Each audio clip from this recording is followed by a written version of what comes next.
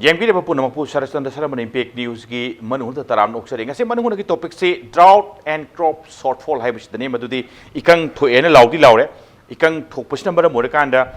chathok phokthok ta masina kayam handhalakadori aduga masi kayamai tawduna masi thengnagadori at the same time hingoriba maruena hingoriba maru marang singse maswai sida karim kanda tin tarak pakholopagi nungsa thininga amasu oiribra tin tar agana masi kai mayonadori Highway at the Lemo River Sing get the Sing Harakan, the Lemo River Sing say, Masim Adum, Pok and another Chatok and another film to it. Henam Maswida, Ikan Tokpataki Karadi, Mang Kogi around 48% Gumba, Maswai say low, we are the film to it, Lemo River Sing say, Kamina, Tinjang Kaijandana, Tinta Handana, Maswai see Kamina, Pukalakataki Haibama. At the same time, Ikan Madamoraga, Maswai say, shortfall, Madi, Aquida. Hana putoputu the gate the Handana Lakador, Handaba, Sinchikara area, they compensate to Dori, Drought Laure, Sarkar to Karamaki, Sam Sawamal, or Sam Sare. Maswai the Kumna Kanazana Tanzani, Legend Birgation. I get it from Dr. Kh Ibohal, Head of Department, Entomology, Central Agriculture University, Ayana Ozai, Taramnoxari, Ozai, Aribam, Robindro Sharma, Ijita Poknapham, Robindro Taramnoxari, Robindro Oida, again, he at the Poknapham Nijari, and Singhajit, President Manipur, Loumi, a Tamos in the Taramnoxari.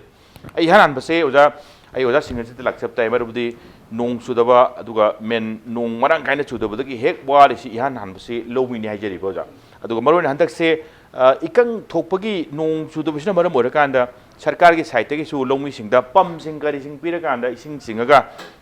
tangai phadana kharama khaidi sing pinanabagi thorong ki pai khat pigi adugi thorong sing ke mai pakhi aduga men noina handaki drought law matungda kari haidi compensate tobagi matang lakanda Loumi sing da kari khangan birak balere kari thabak pai khat pirakhe balere maroina kana no drought se loina bakti thokpagi loina bakti kanone maroina around 48% 50% around swai ki se Sarkari site की compensate तो बाहर का दी maroon low उबई आदमी सिंगी area तो लागू नहीं हो जा अदवाई सिंधु करी पाव खंगल लगभग करी सेम सावल irrigation नहीं हो जा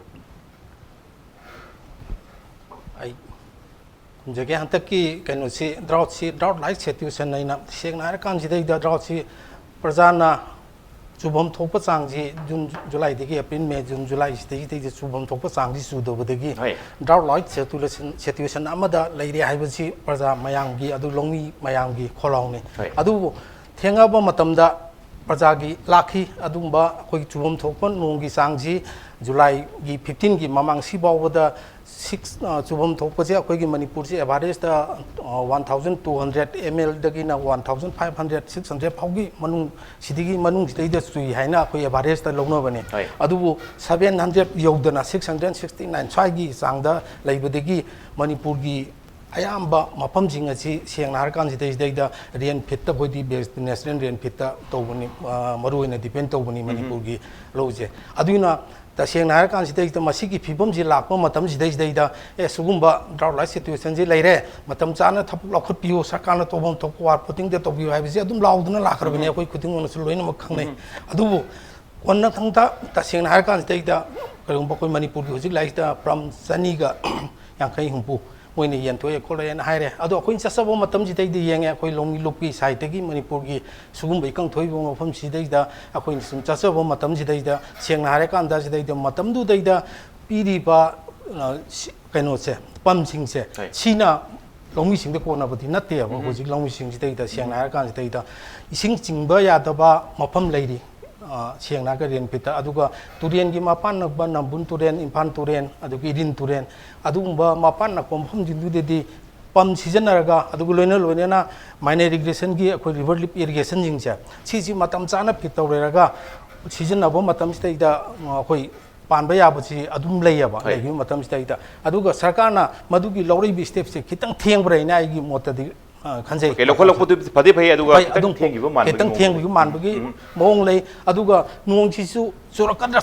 Hibagi, Kanzana, the Kanzana, Bajisu, Carino High Kandas data, Huzikila, Grobing, way back climate science. Sisina, Maramura Kans data, yes, so in a quickie, Mamangagi, Matam Paringagi, Matamdu, the June, July, or Lani, Losi, packet by your Yari, and Adum Tobu Poto, Huzikadi. He Mangatara, the courage they the live, or whom was it the Adu Padron Livia नत्ते global की हजिक live climate change की हजिक live फिवम से अदुना लौखत foam थबक सी मतम चाना सरकार अदु सी मयाम लाउरैजे सिनी अदुगा मेट्रोपॉलिटन डिपार्टमेंट पीरिबा सिगी मतुंग इनसु हंतक सी स्माइ तोबो यारे हाइबदु मतम चाना खुंतांगदु लहौदबगी ममी अमा हंतकी लाइव पुरसिते तसेंग अखोइगी प्रजाना अमसुंग फमारजिन उबो फंगियबा अदुदगी मयामगी खोलाउजी लाबो मतुंग थेंजलबो मतमसिदैदा मोइगी लौखतफम थोंबा खरा लौरे लौरिबा खरा दुसु हजिक सेंगना हाय कांसिदा खोइना चासो मतमदा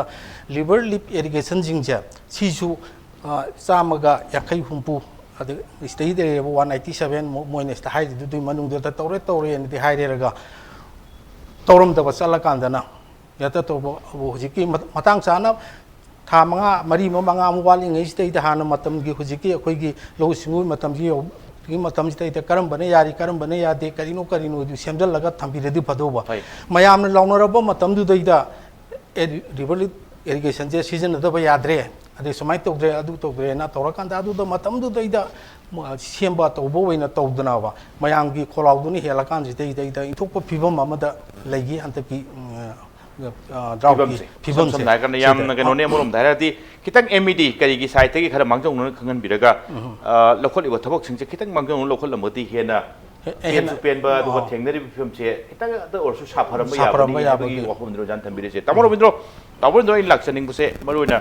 तावरनो कुइना खबर की थबक से तौ लाकपिरमने तामो अदुगा हंदक किसे 1990 की मतुंगदा हाइबताय मणिपुर दा ड्राउट लाइक सिचुएशन मायोंगना फसे 90 की मतुंगदा 1990 मतुंगदा हंदक किसे अमुक अहान बोयदोनि सम नारकांदा 90 की मरकसिंग हुजि पौदा 90 की मरकसिंग से लेतबा हंदक किसिना तावरनो मरोइना हंदक की फिल्म सिंग से नोंगे दुम चुदी चुबो माले नोंग से खरदि चुबा नोंग चुबो वाटले हाइबम सिदि यारे अदुगा खरा वाटना चुबदुसु दुम के हाइदारे मसी महुसा लानि बिना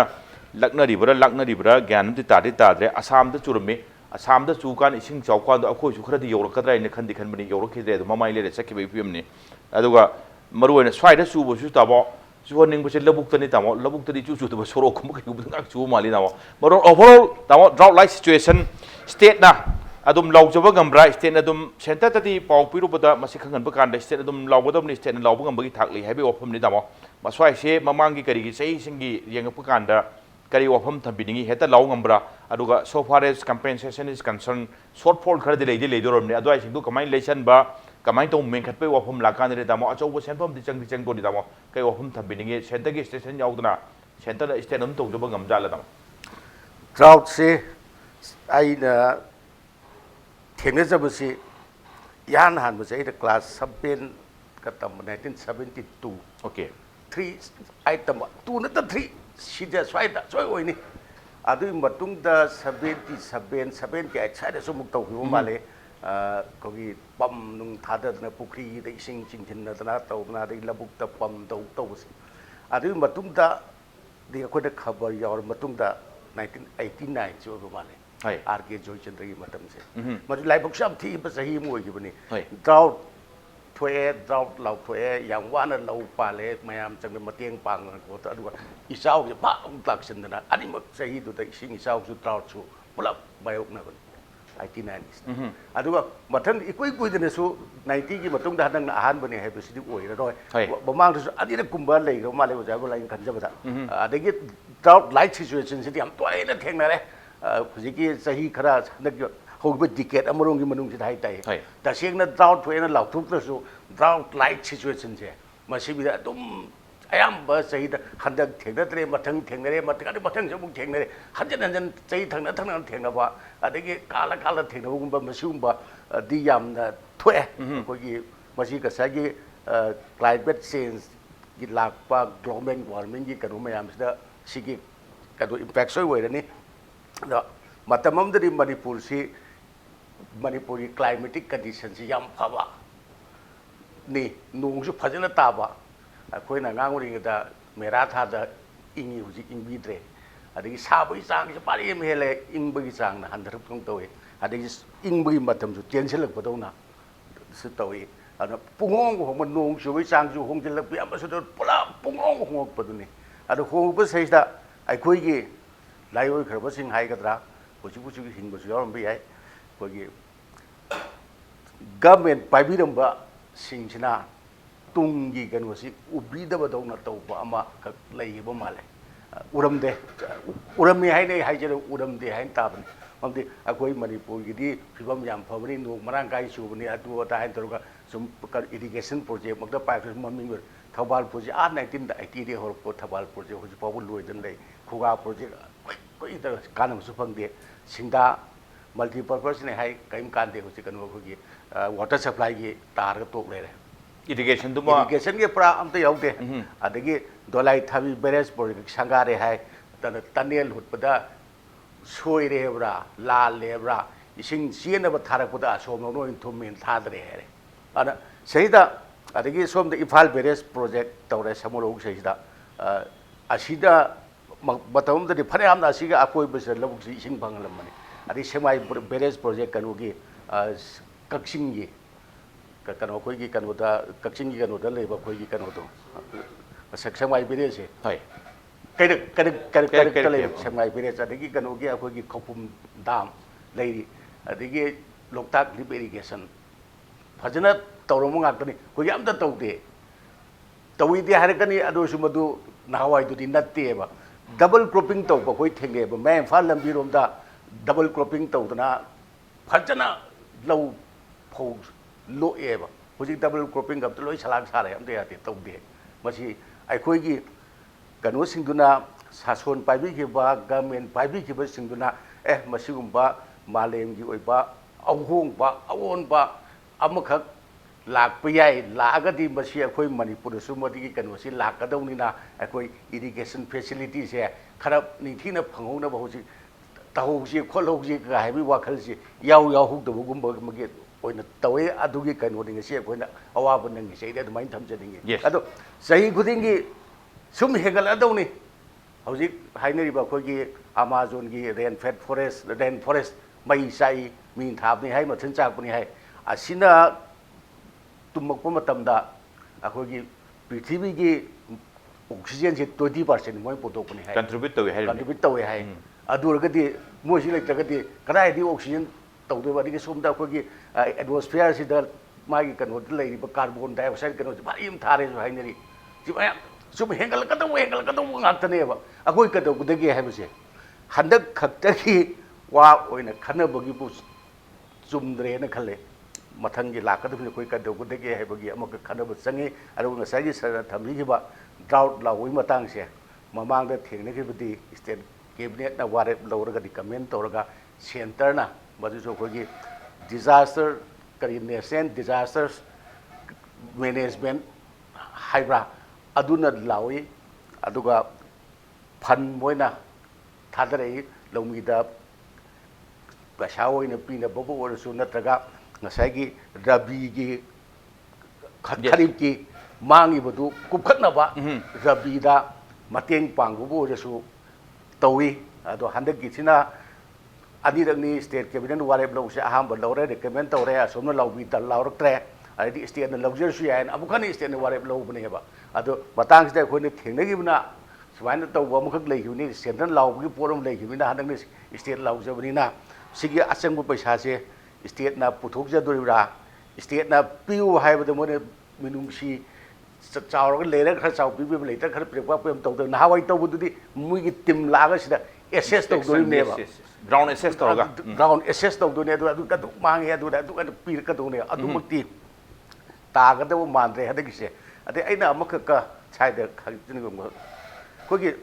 लौमी सिंगी याम कानाबा खोगी क्रॉप इंश्योरेंस स्कीम हाइदम खुक लेबनि मदु हि चटनरिब्रा चटनदब्रा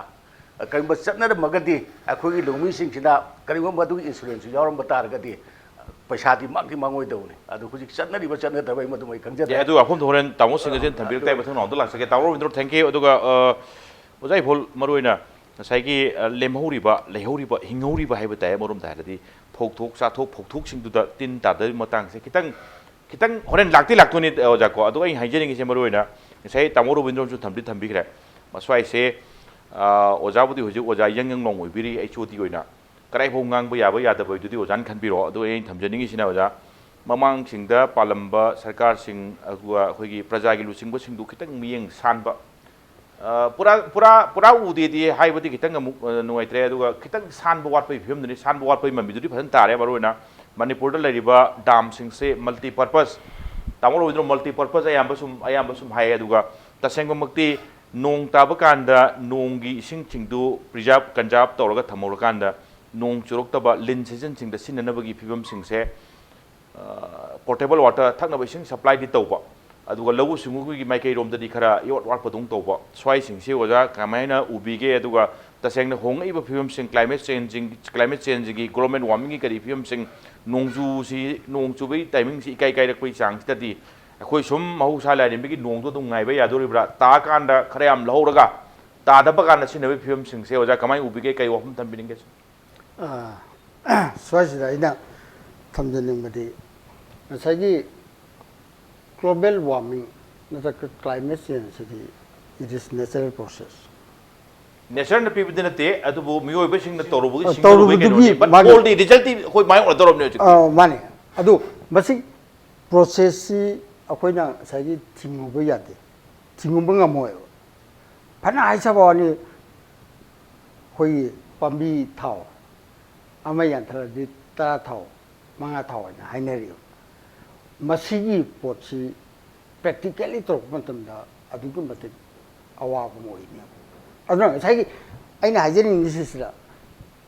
अखोई क्लाइमेट चेंज कुंबा आइना सागी खलकारपा अदगी नुंगु सागी खलकारपा से मसीदी नेचुरल प्रोसेस ने we cannot stop but अखोइना खनगदुसी सरकार यावना लेरिबा अखोई मशीनरी मयाम सी यावना खनगदुसी हाइबा क्लाइमेट चेंज लाक मतमदा अखोइना करमाइना सागी थेंगनगदगे हाइबदुगी मागी टेक्नोलॉजी मा अखोई डेवलप तोबता कले ओके को आइना हाइजेनिंग सिसिनिदा अखोई ओजा सिंगजन साइ खरे अखोई एगाना साइ बि खरे एगा रोबिनर सु हाइबा पोटसी सागी अखोई लंदमजी नोंग अदुकमतिक मरंग गाने चुजुबे स्टेट ने सिदा अखोई रेन हार्वेस्ट सिगी कनो सी अखोई वखलोन सी याम वालेबा रेन हार्वेस्ट ऑफ दिस तुमजिलगा थमगा दरकार ले मतम नोंग तादम मतमदा करमाइना सागी हार्वेस्ट ऑफ रेन वाटर सिंगदो अखोई इंजिन नदगे हाइबगी वखलोन सी याम कनो तोवे अखोई दी फ्लड लाए फ्लड लाक्तिङैदा फ्लड तु थेंगनबा कई तौनी अखोई प्लान तौदे अरे नोंग तारारो नोंग चुरारो नोंग चुरक्ते मतमदा अखोई कई तौनी अब अखोई प्लान तौदे आइना गवर्नमेंट द अगेंस्ट की वफम द वांगन जब नचे बट मांग द ताले बिदो थमजब मांग ले बिदो असाई अखोई प्लान अमा तौबताई जस्ट लॉन्ग टर्म प्लान नाम दकाले लॉन्ग टर्म प्लान तौद्रगदी अखोई सुंगमोय सुंगु पोची थिंग समनार बरा हंदे पीसरा ओजा अखोई ओजा सेकिचन हाइबिखिबा 1500 मिलीमीटर से अखोई सही मिता गदन नोंग जुस हंदे 300 500 बगोद्रे यंगिरो को हंदे की नोंगु थादा अदुरगदी कयम अवाप ओइदे दिसे यंगिरो को आइन सुम सर्वे तो ससबम तमदा इम्फाल इस्ता अंड्रो इसीदा कोई सर्विस अपन मतंदा 1000 to 1500 हेक्टर कोई फौ थाब याबसे सिगी मनुंगा सामने मनुंगा 30% तो फौ थारी अतो के बितक नेम करे हंदक की नोंग मरंग काइना तादबसन बरम बरकांदा अदि कचिंग की कोई जिला से सिदना कोई 75% मुसी कोई होजी लो पान बयारी सिसु अखोई याम फजना अखोई मॉनिटर तो बम दरकार है गवर्नमेंट साइड तक कमाइना मसाई हाइब 75% जी मसी मफम फान गोंग बचे अखोई कमाइ तो खोली हाइबले चिम से अखोई याम मोंता मॉनिटर तो बम चंगे अदिगो बिसम्बुर डिस्ट्रिक्ट लेमाम दे 100% फौधारी फजन पाले अदुगु बिसम्बुर डिस्ट्रिक्ट की यंगा दे मॉडर्न कोई लेस देन 50% है फौ थाबे एरिया दगी लेस देन 50% है लेमाम दा 100% थाजरगसु बिसम्बुर डिस्ट्रिक्ट की यंग मतम दे लेस देन 50% है अन सिगुम मयाम थी ꯍꯥꯏꯔꯤꯕ ꯄꯣꯠ ꯃꯌꯥꯝꯁꯤ ꯀꯗꯥꯏꯗꯅ ꯀꯔꯤ ꯋꯥꯠꯂꯤ ꯀꯗꯥꯏꯗꯅ ꯀꯔꯤ ꯑꯩꯈꯣꯏꯅ ꯉꯁꯥꯏꯒꯤ ꯃꯦꯟꯁꯤꯟꯕ ꯌꯥꯏ ꯍꯥꯏꯕꯗꯤ ꯏꯔꯤꯒꯦꯁꯟꯒꯤ ꯐꯦꯁꯤꯂꯤꯇꯤ ꯍꯥꯏꯕꯗꯤ ꯑꯩꯈꯣꯏ ꯑꯩꯒꯥꯅ ꯍꯥꯏꯕꯗꯤ ꯉꯁꯥꯏꯒꯤ ꯏꯔꯤꯒꯦꯁꯟꯁꯦ ꯏꯔꯤꯒꯦꯁꯟꯒꯤ ꯐꯦꯁꯤꯂꯤꯇꯤꯁꯦ ꯗꯥꯝ ꯃꯌꯥꯝ ꯑꯃ ꯁꯥꯔꯦ ꯗꯥꯝ ꯃꯌꯥꯝ ꯑꯃ ꯁꯥꯔꯤꯁꯤ ꯀꯔꯝꯕ ꯐꯥꯔꯃꯔꯅ ꯃꯥꯒꯤ ꯅꯤꯠ ꯑꯣꯏꯕ ꯃꯇꯝꯗ ꯗꯔꯀꯥꯔ ꯑꯣꯏꯕ ꯃꯇꯝꯗ ꯀꯃꯥꯏꯅ ꯏꯁꯤꯡ ꯌꯧꯍꯟꯕꯤꯈ꯭ꯔꯒꯦ ꯁꯤ ꯋꯥꯍꯪ ꯑꯃ ꯊꯣꯛꯂꯛꯀꯗꯧꯔꯤ ꯋꯥꯍꯪ ꯑꯃ ꯊꯣꯛꯂꯛꯑꯦꯕ ꯃꯁꯤ ꯌꯥꯝ ꯏꯟꯇꯔꯦꯁꯇꯤꯡ ꯑꯣꯏꯕ ꯄꯣꯠꯅꯦꯕꯀꯣ ꯃꯁꯤꯒꯤ ꯄꯣꯠꯁꯤ ꯅꯣꯡ ꯌꯥꯝ ꯇꯥꯔꯤꯉꯩꯗꯗꯤ ꯀꯅꯥꯝ ꯈꯟꯅꯗꯦꯕ ꯒꯣꯔꯃꯦꯟꯁꯨ ꯈꯟꯗꯦ ꯁꯤꯒ ꯃꯔꯤ ꯂꯩꯅꯕ ꯀꯥꯡꯕꯨꯁꯨ ꯈꯟꯗꯦ ꯅꯣꯡ ꯆꯨꯀꯥꯟꯗ ꯁꯥꯇꯤꯟ ꯇꯨꯞꯄꯒ ꯅꯣꯡ ꯍꯪꯒ꯭ꯔꯥ ꯁꯥꯇꯤꯟ ꯀꯥꯎꯒꯨꯝꯖꯥꯠꯅꯤ ꯃꯥꯅꯤ ꯑꯗꯨꯅ ꯉꯁꯥꯏꯒꯤ ꯑꯩꯈꯣꯏꯅ ꯉꯁꯥꯏ ꯇꯨꯡ ꯑꯩꯁꯤꯀꯣ ꯑꯩ ꯇꯤꯟ ꯀꯥꯡꯒꯤ ꯃꯔꯝꯗꯨꯗ ꯂꯥꯛꯇ꯭ꯔꯤꯉꯩ ꯃꯥꯡꯑꯣꯏꯅ ꯑꯩꯅ ꯍꯥꯏꯖꯅꯤꯡꯕꯗꯤ ꯒꯣꯔꯃꯦꯟꯒ ꯂꯩꯔꯤꯕ ꯒꯣꯔꯃꯦꯟꯅ ꯇꯨꯅ ꯆꯠꯃꯤꯟꯅꯒꯗꯕ ꯑꯗꯨꯒꯨꯝꯕ ꯗꯤꯄꯥꯔꯠꯃꯦꯟꯁꯤꯡꯁꯦ ꯁꯤꯒ ꯀꯣꯑꯣꯔꯗꯤꯅꯦꯁꯟ ꯑꯃ ꯂꯩꯅꯔꯒ ꯃꯁꯤ ꯁꯤꯒꯨꯝꯕ ꯄ꯭ꯔꯣꯕ꯭ꯂꯦꯝꯁꯤ ꯃꯇꯝ ꯃꯇꯝꯒꯤ ꯐ꯭ꯔꯣꯝ ꯇꯥꯏꯝ ꯇꯨ ꯇꯥꯏꯝ ꯁꯣꯜꯕ ꯇꯧꯅꯕꯁꯨ ꯍꯣꯠꯅꯕ ꯗꯔꯀꯥꯔ ꯂꯩ ꯌꯥꯅꯍꯟꯕꯒꯤ ꯔꯥꯎꯟꯁꯤꯗ ꯔꯥꯎꯟꯁꯤꯗ ꯃꯊꯪ ꯔꯥꯎꯟꯗ ꯑꯣꯖꯥ ꯇꯤꯟ ꯀꯥꯡ ꯇꯥꯕ ꯑꯗꯨꯋꯥꯏ ꯑꯩ ꯂꯥꯛꯆꯒꯦ ꯈꯨꯗꯣꯡ ꯊꯤꯕꯁꯦ ꯍꯟꯗꯛ ꯑꯣꯜꯔꯦꯗꯤ ꯅꯣꯡ ꯃꯔꯥꯡ ꯀꯥꯏꯅ ꯇꯥꯗꯕꯗꯒꯤ ꯂꯧꯁꯤ ꯄꯥꯟꯕ ꯌꯥꯗ꯭ꯔꯦ ꯄꯥꯜꯍꯧꯔꯤꯕ ꯈꯔꯗꯨꯗ ꯇꯤꯟ ꯀꯥꯡꯒꯤ ꯋꯥꯐꯝꯁꯦ ꯑꯣꯖꯥ ꯂꯥꯛꯀꯗꯧꯔꯕꯅꯤ ꯑꯣꯖꯥ ꯁꯦꯝ ꯁꯥꯕꯤꯕ ꯇꯥꯏ ꯑꯣꯖꯥ ꯃꯥꯅꯤ ꯑꯗꯣ ꯑꯣꯖꯥ ꯁꯤꯡꯍꯖꯤꯠ ꯃꯔꯨ ꯑꯣꯖꯥ ꯁꯤꯡꯍꯖꯤꯠ ꯕ꯭ꯔꯦꯛꯀꯤ ꯃꯇꯨꯡ ꯂꯥꯛꯆꯒꯦ ꯂꯥꯛꯄꯗꯤ ꯑꯣꯖꯥ ꯇꯧꯕꯗꯨ ꯉꯁꯥꯏꯒꯤ ꯀ꯭ꯔꯣꯞ ꯏꯟꯁꯨꯔꯦꯟꯁ ꯀꯥꯏꯅ ꯇꯧꯕ ꯐꯤꯕꯝꯁꯤꯡ ꯑꯗꯨꯒ ꯃꯅꯤꯄꯨꯔꯗ ꯍꯧꯖꯤꯛꯐꯥꯎꯗ ꯗꯥꯝꯗꯤ ꯌꯥꯝꯅꯗꯤ ꯂꯩꯕ ꯗꯥꯝꯒꯤ ꯏꯁꯤꯡꯁꯦ ꯄꯨꯝꯅꯃꯛ ꯌꯧꯍꯟ ꯉꯝꯗ꯭ꯔꯁꯨ ꯈꯤꯇꯪ ꯁꯣꯏꯗꯅ ꯂꯧꯐꯝꯗꯒ ꯌꯧꯔꯛꯈꯤꯕꯔꯥ ꯍꯥꯏꯁꯦ ꯑꯣꯖꯥ ꯂꯥꯛꯆꯗꯣꯏꯅꯤ ꯑꯣꯖꯥ ꯁꯦꯝ ꯁꯥꯕꯤꯌꯨ ꯑꯣꯖꯥ ꯕ꯭ꯔꯦꯛꯀꯤ ꯃꯇꯨꯡꯗ ꯏꯝꯄꯦꯛ ꯅ꯭ꯌꯨꯁꯒꯤ ꯃꯅꯨꯡꯗ ꯌꯦꯡꯕꯤꯔꯤꯕ ꯄꯨꯝꯅꯃꯛꯀꯤ ꯃꯐꯝꯗ ꯊꯨꯅ ꯄꯨꯟꯅ ꯂꯥꯛꯆꯒꯦ ꯏꯝꯄꯦꯛ ꯅ꯭ꯌꯨꯁ ꯃꯤꯠꯌꯦꯡ ꯇꯥꯗꯨꯅ ꯂꯩꯕꯤꯌꯨ